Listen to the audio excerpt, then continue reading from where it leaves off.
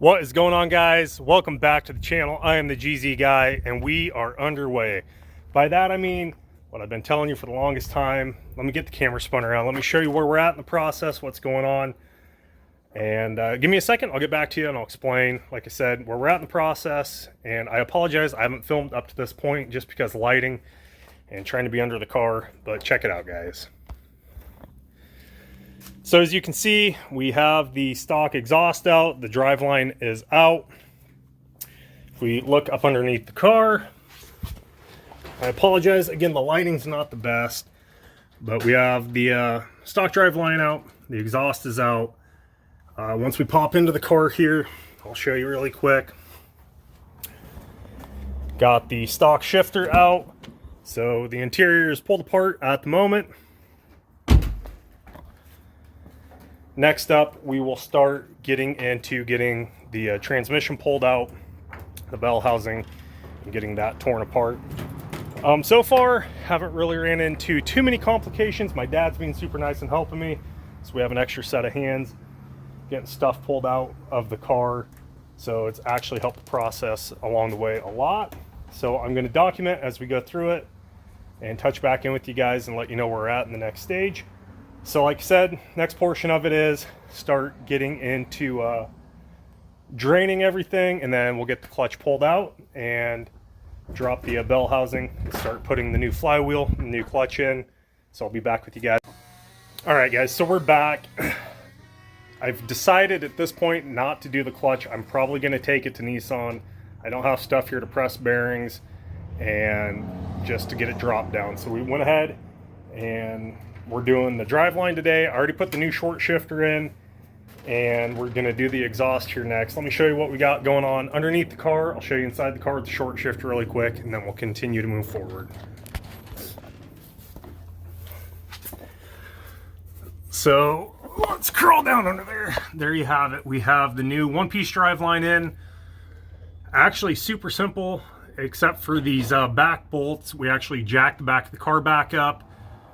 And make sure nobody's under the car when you guys do this, obviously, but just for safety reasons, I'm going to state it. Rolled the tires, the rear wheels, until that rotated so we could actually torque those down and get them tight. So that's where we're at currently. Like I said, next, we're going to go ahead and get the exhaust put up in here. So we're going to lay it out really quick in the shop and then start working from the front back, making sure not to tighten anything up all the way. You want to make sure, keep it loose, so that way you can make any adjustments you need while you're doing that. So give me a second, we'll get everything going. Once everything's done, I'll go through the whole car with you guys. So sit tight. What's up, guys? So it's next day from what you saw earlier. So we ran into some issues. Go figure. So let me explain a little bit more of why I decided I'm not going to do the clutch. After getting into the car, getting into it, I realized I don't have some of the things I need to be able to properly press the bearings for like the throwout bearings, stuff like that, without possibly messing it up and having more problems down the road. So I have two options. Either A, I'll take it into Nissan, let them do it while I let them do the headers, or acquire the things I'm going to need to do the job properly.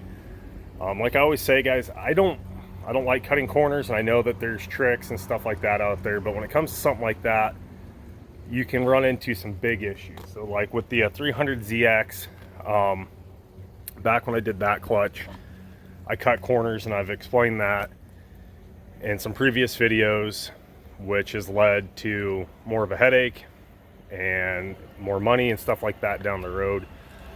So I'm just gonna take the time, do it the right way. Yeah, it sucks. I was really looking forward to getting the new clutch in and whatnot, but nonetheless, we did get a lot done yesterday. So before we get further into everything that got done, the other problem we ran into after getting the exhaust on, let me flip the camera around here. I'm going to show you what I'm talking about, which will lead into part of this video, or I might do a separate part on it. I haven't decided. But anyway, so today, let me show you what I'm talking about, what I got to do. So everything's nice and mounted on the driver's side here. As you can see up under there, we got the exhaust looking good.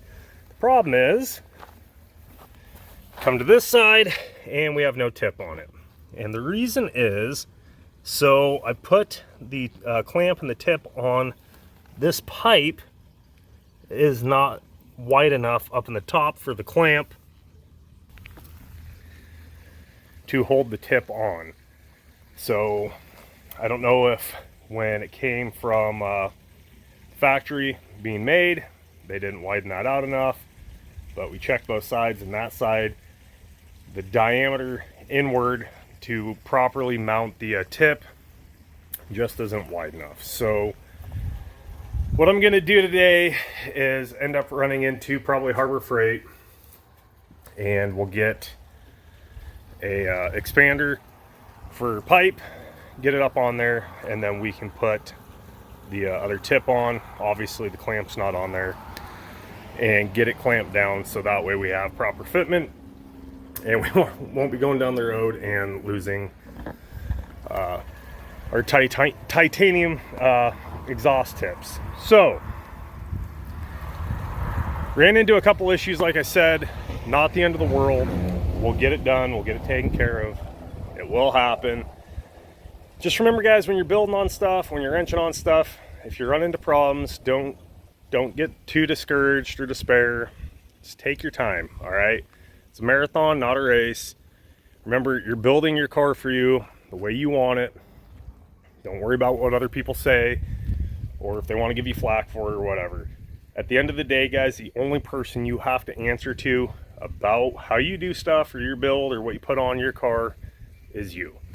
All right, everybody else is along for the ride, and just don't let people get to you. All right, guys. So with that said, like I said, we got a lot done yesterday overall. We do have the new short shifter in. Let me camera here. So we did put the Torque Solution short shifter in. Absolutely love it. Put the new shift cup in. This literally, it almost gives it, I know it's not, and people are going to give me a hard time for it, almost a gated feel to it. It is so tight and crisp, so I highly recommend. If you're in the market for a short shifter, I'm absolutely, I took the car for a drive last night once we got everything done for the most part. Absolutely love that short shifter. Huge difference. The one-piece drive line from inland drive shafts, absolutely huge noticeable difference with that. Car does sound good even though we're missing a tip and looking a little ghetto, but we'll get that fixed and going from there. So overall, we got 3 new things on the car yesterday. I tried to do some filming, but I have to get better at that, guys. When I'm get into the car and doing what I'm doing, I need to be better at grabbing my camera. So I apologize for that. I do have a few little clips, as you saw, but I will work on that, guys, to bring you guys better content as far as installs and taking stuff in and out of the cargo. I 100% put that on me.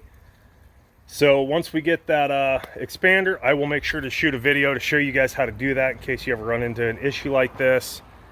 And we'll keep moving forward in this journey.